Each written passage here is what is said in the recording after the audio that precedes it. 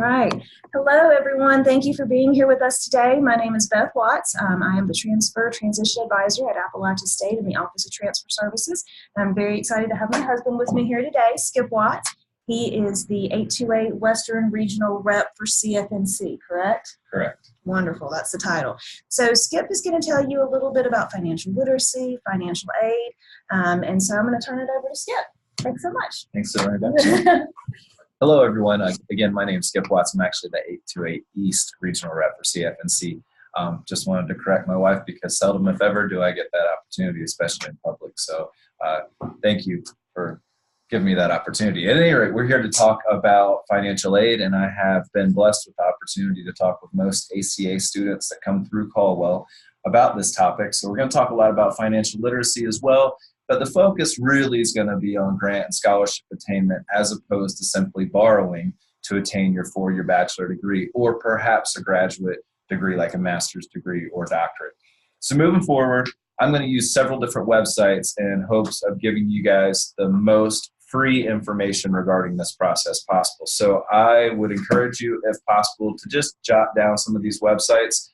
Oftentimes, Beth will include the websites that I'm going to use in an email that she'll send out to you guys. But just as a fallback, make sure you have written down some of these websites because I think they're valuable. And ideally, we need you guys to borrow as little as possible to pay for your college experience. So I'm going to start this presentation by talking about my employer, CFNC. Most of you guys know CFNC well because you did your college applications for Caldwell through the website possibly. Or maybe you did some career planning activities in middle school or high school through the website. We're here today, though, to talk a little bit further about the Pay tab, which includes information primarily about grants and scholarships that are administered at the state level within North Carolina.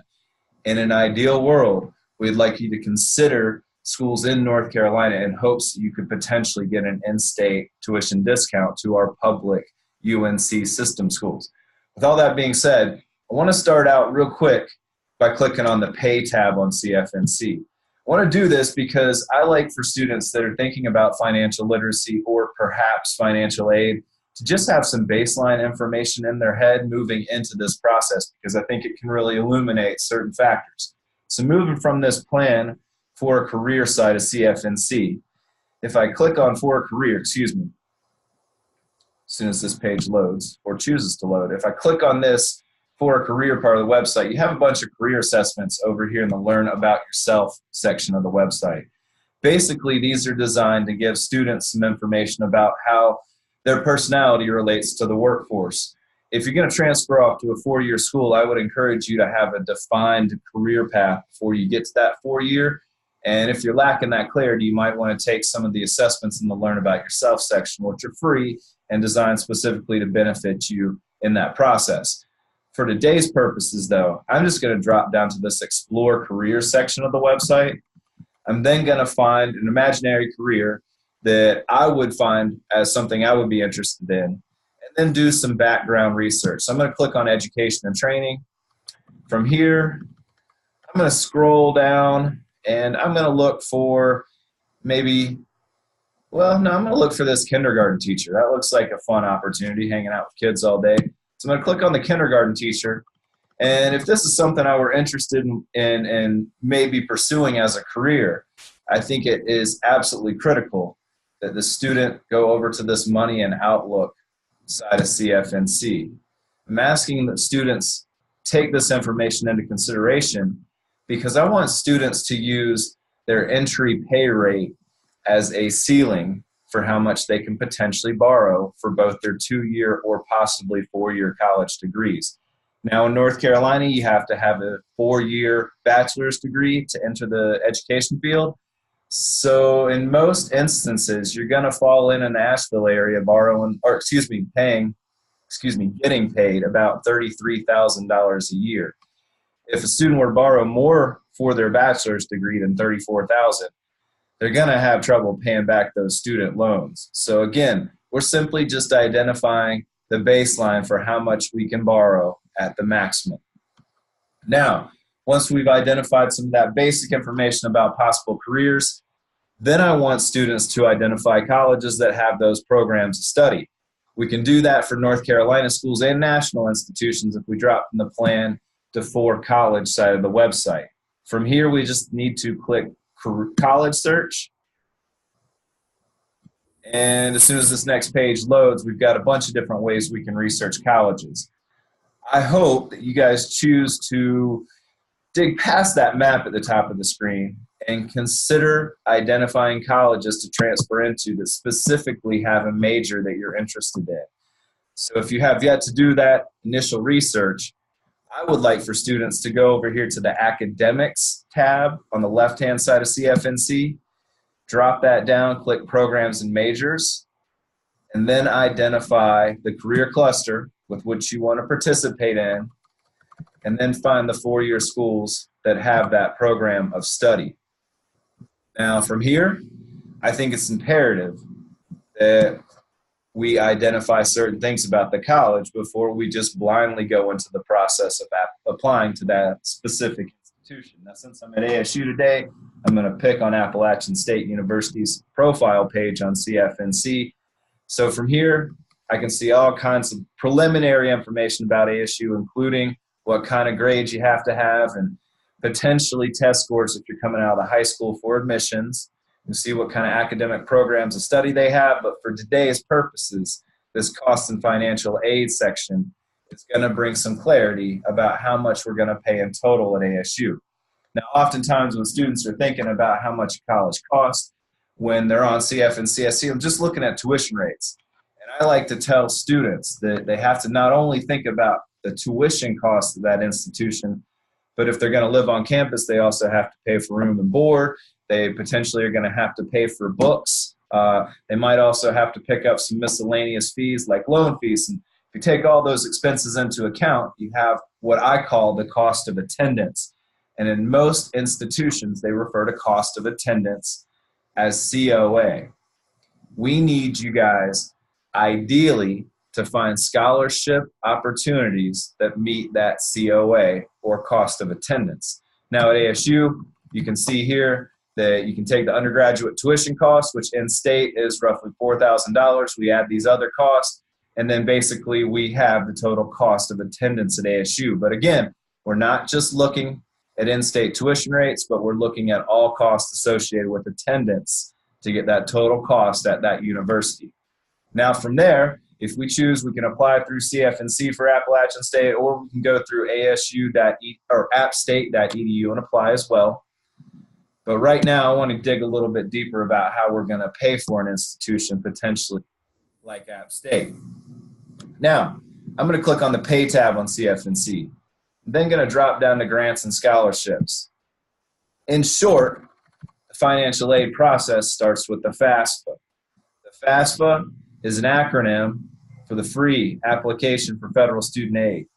Never pay anybody to help you complete the FAFSA. If you need assistance completing the FAFSA, there are programs sponsored by the state of North Carolina that can assist you in completing that, or you could potentially get assistance at Caldwell Community College through the financial aid office. You'll simply want to call and make an appointment. They can help you complete that FAFSA. In a perfect world, I would love to see FAFSAs completed in October, November, and December, as opposed to the spring. The earlier we complete the FAFSA, the more potential aid eligibility we have, both at the federal and state level. So if possible, let's try to get that FAFSA done as soon as possible in October, November, or December. You're also going to have to take into account that if you're 24 years or younger, you're going to have to complete the FAFSA with your parents. The FAFSA, or the Free Application for Federal Student Aid, is going to be looking for your parents' adjusted gross income and also yours if you work as well. There are some caveats there.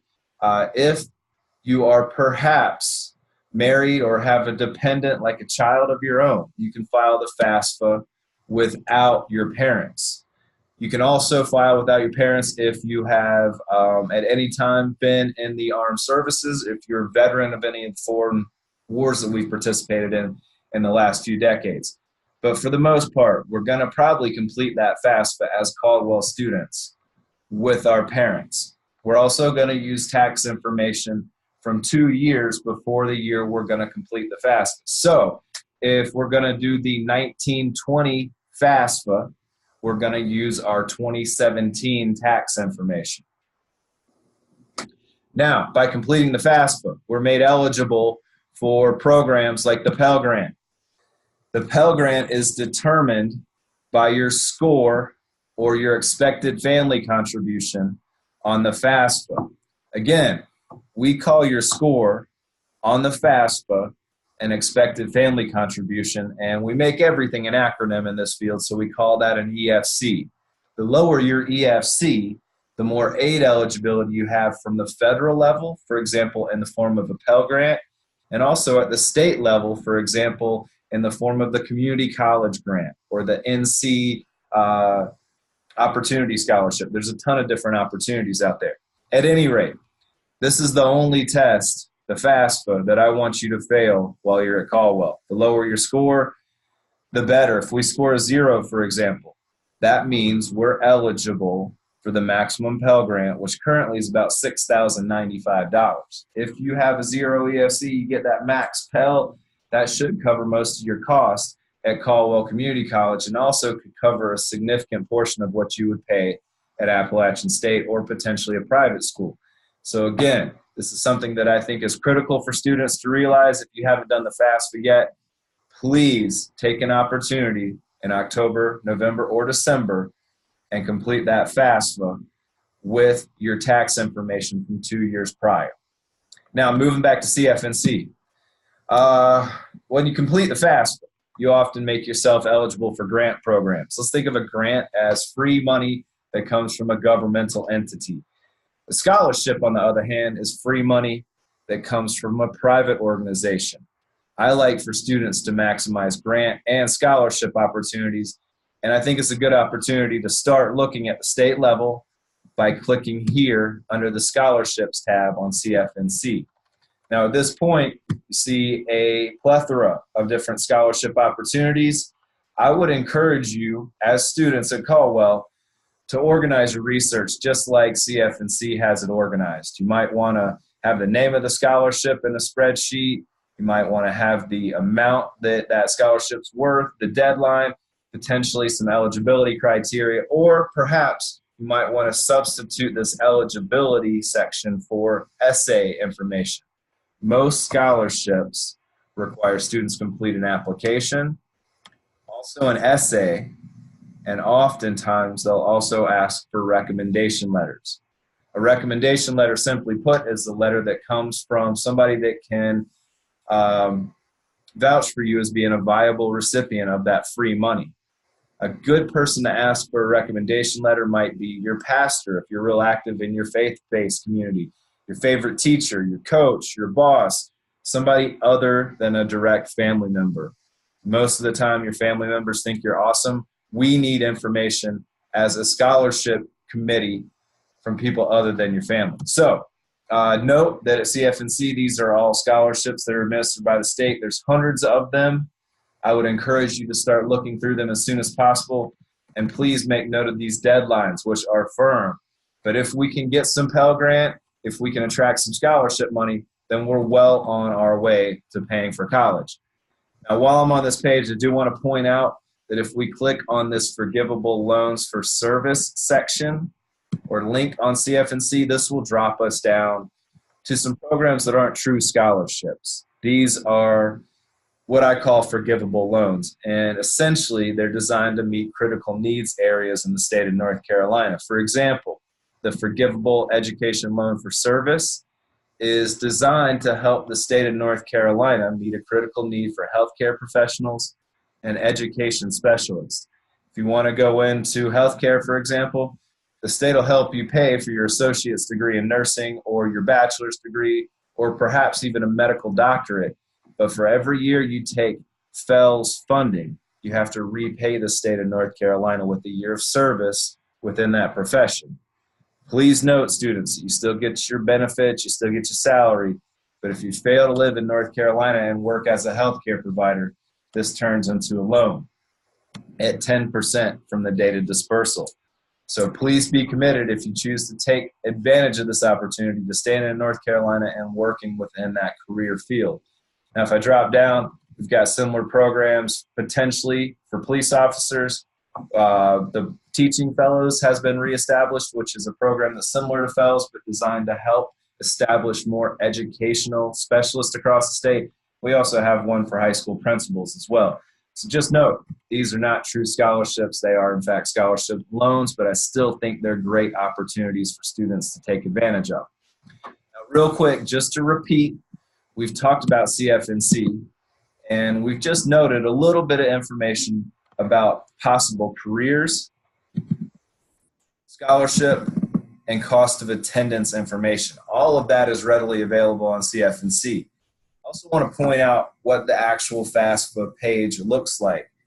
When you do this program, you may do it again with your parents. Please make sure that you go to FAFSA.gov so that you access this website. Unfortunately, there are some imposters out there that try to fool families into paying for FAFSA completion, so please don't fall for that gimmick. Please note that FAFSA.gov is where we want to start that FAFSA in October, November, or December. You can also see that by completing the FAFSA, that there are loans that students are made available, or that students are made potentially eligible for.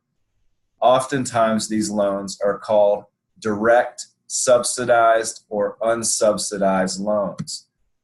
Both direct, subsidized, and unsubsidized loans are student loans that come from the federal government. Now, if you listen to the radio in the morning, or if you watch news in the afternoon or the evening, oftentimes you'll see news media people talking really bad about the student loan game. Student loans can be dangerous if students overborrow. But basically, the Stafford loan program, or the direct loan program, was designed to inhibit students from overborrowing to obtain either an associate's or potentially a bachelor's degree, which means that they limit how much a student can borrow, and they try to have competitive interest rates. Currently, the interest rates for the direct subsidized and unsubsidized loan is at 5.05%. That will probably go up a little bit in July 2019. The best loan, if you're taking notes, for students at the 4-year level is probably going to be your direct subsidized loan. I say that because the direct subsidized loan is unique in the fact that while you're in college, the federal government's basically paying the interest on that loan. So it's not accruing any interest. While you're in school, there's no other loan to my knowledge that does that. The direct unsubsidized loan, which is a little different, starts accruing interest from the date of dispersal. The big difference here is the subsidized loan, you have to have a low EFC or a low score on the FAFSA to be eligible for, whereas anybody that completes the FAFSA is eligible for the unsubsidized direct loan. Again, you have to complete the FAFSA to take advantage of those. So please note, get that FAFSA done in October or November. Now, we've talked a little bit about federal aid. We talked about the Pell Grant. You've heard more than you probably want me to talk about student loans. Talked a little bit about scholarships at the state level. Let's move forward and talk about scholarships at the institutional level. Again, I'm at ASU today, so I'm going to pick a little bit on Appalachian State, also under the assumption that a lot of you students are probably going to transfer into App State to finish your 4-year bachelor's degree. Now, while I'm on the App State page, I think it's critical that students know oftentimes the biggest scholarship opportunities they can attract will come from the institution itself. So if you're interested in transferring to ASU, I would encourage you to go up to this little search window on the appstate.edu webpage and simply type scholarships. Little hint here, we have to spell scholarships correctly or you will not be eligible for any of them. Okay. Now from here, we're going to try to find a general scholarships page, or in your case, this might be better if we click the transfer student scholarship page. Now at this point, you're going to find specific deadlines and information regarding how transfer students at App State apply for scholarships. Note that it's a much different process for first-year students at App State compared to transfer students. The deadlines vary dramatically, so please note that you gotta make sure you hit these deadlines if you're gonna try to get some free money from ASU. Real quick, Skip, just to add in here, if you are coming to ASU, our scholarships, all of our deadlines are March 1st, and you do have to be an admitted student. So keep that in mind. If you are looking for scholarships from App State, there's about 25 to 30 that I think that they give out, and it's only for our fall students. March 1st and only for fall students. Good information. Okay, this process is going to be different at other state schools. If you're interested possibly in attending NC State, which I've seen to be a possibility at Caldwell, you're going to have to figure out how NC State operates and how they award scholarships, which is different than ASU. There is no mandate from the state of North Carolina that dictates that all state schools operate the same way with regards to financial aid. So just because of that, they all operate completely differently. You guys have to figure out how they work and adhere to that system. Now, I'm going to pick real quick on a private school. I'm going to pick on Lenore Ryan, which is a small private liberal arts school in Hickory.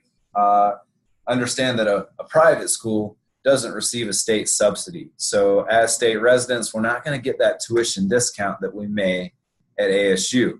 So when we're on CFNC looking at different colleges, Lenore Ryan is going to look dynamically more expensive on paper than App State.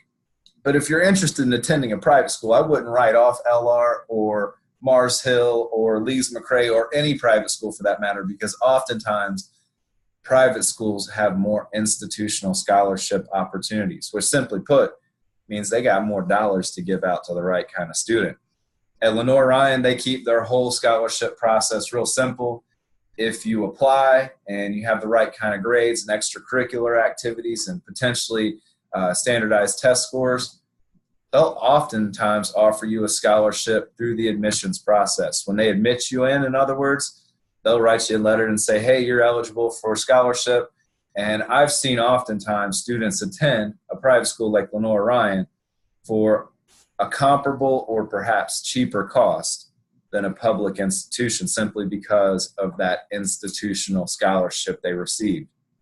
So just note that every scholarship program is different. Financial aid offices all around the country operate way different. So figure out the schools you like, identify the ones with your program, and then figure out how that financial aid process works at that school, because in a perfect world, I want you to get some free money from the college, from the state, and also from the federal government, not to mention potentially a local or regional nonprofit like the Community Foundation of Western North Carolina. This website is cfwnc.org, and one of its primary purposes is to advocate for students and allocate scholarship dollars across Western North Carolina. To click on the scholarships button and then drop down to programs and eligibility, this will give you a detailed listing of what scholarships are around for students in Caldwell County. These scholarships might not be detailed on CFNC, and some of them are kind of weird. Some of them don't get applied to because not enough students are researching them. So note that, this one, for example, is for students that want to be morticians. This one's for students to go to Asheville High School and then we're in the band. This one is for students to graduate from AC Reynolds. It can go on, but I would encourage you guys to look through these scholarships and see what you're eligible for. If any, get the application in by the deadline, because very few students apply for these local scholarships. Another good organization to call to your attention is the North Carolina Community Foundation. Website's ncommunityfoundation.org. These scholarships that are promoted are oftentimes a little more competitive than those at the regional and local level because students from all over the state are applying. But what is kind of cool about this website is it allows students to look for scholarships specifically within their county that might not be promoted through other avenue. So I'm going to click on scholarships real quick. I'm going to drop down from here. I'm going to click learn how to apply. And Then somewhere down here, it's going to ask for my county of residence. And then I'm going to find scholarships that are unique to the state of North Carolina and Caldwell County. Now, if you float down, oh, messing this all up. Hold on. I did this just to make you dizzy. Okay, now from here, these are just kind of random scholarships for kids from Caldwell County. Okay, you can do this for Watauga County, Burke County, Rutherford County, whatever, but just know it's a really good resource. And then lastly, while I'm on the topic of local scholarships, if you went to West Caldwell High, you can roll your eyes right now. But West Caldwell has a really awesome school counselor, Miss Wakefield, and she does a bang-up job of compiling scholarships that are just for students in Caldwell County. To find these opportunities, you go from the West Caldwell page, you drop down to students, counseling services, and I believe over here on the left, you can click scholarships, and she's got a really nice spreadsheet with all the local scholarships in Caldwell County. Some of these also work within Burke County and Watauga County. At any rate, if you can take some time each week or maybe just bi-monthly, a couple times a month, to look through these various scholarships, think about getting applications and essays out, you can dramatically reduce how much you pay for college. The less we pay for college, in turn, the less we have to pay back in the form of student loans. And the less we have to pay back in student loans means the more discretionary income we have when we get that career of choice. And that's the college dream. That's the American dream. We want to go to college to improve our situation. And oftentimes, if we borrow too much for college, those student loans can start working against us. So I want to encourage you guys, not be afraid of student loans, but be very conservative in how much you borrow and try to supplement those borrowed dollars with free scholarship and grant opportunities. Now, that's what I came here to say today. Really appreciate your time, and hopefully you'll put some energy towards the scholarship process because I think it can dramatically impact your future. So thank you again, Beth, for the opportunity, and good luck, students. All right. Okay, guys. Before we let you go, I just want to go over a few of the websites that Skip mentioned. It was CFNC.org. That's for the College Foundation of North Carolina, and that's where you can find that plan tab, the pay for college tab, and all that information about scholarships. Again, that's cfnc.org. He also went over FAFSA.gov. That's FAFSA.gov. And again, that should be free. You should never have to pay to complete the FAFSA. It's called Free Application for Federal Student Aid. Thank you, Skip. Again, that's FAFSA, FAFSA.gov. And then he also mentioned the Community Foundation of Western NC, and that is CFWNC.org. So I didn't want you to get CFNC and this other one mixed up. So again, the Community Foundation of Western North Carolina is CFWNC.org. And then the last one that he talked about was the NCCommunityFoundation.org. And that's exactly how it is. It's written out, NCCommunityFoundation.org. So utilize those websites. If you have any questions, you can definitely reach out to the various financial aid offices. I know our financial aid office is always happy to help. In the fall, there will be, in the fall we'll have free application for College Week in November, and then they'll also be having various times in the winter whenever they're going to do FAFSA days to help with FAFSA completion. So just make sure that you're looking for that. I know Caldwell has a FAFSA day. I know here at Appalachian we have one also. Feel free to reach out with any other questions that you have. I am not a financial aid counselor, so I can't necessarily assist you with that, but if you want to give me a call, again, my name is Beth Watts, and I'm in transfer services at Appalachian. I can definitely direct you to where you need to be. So I wish you all well, and thank you for being here with us. Have a great day.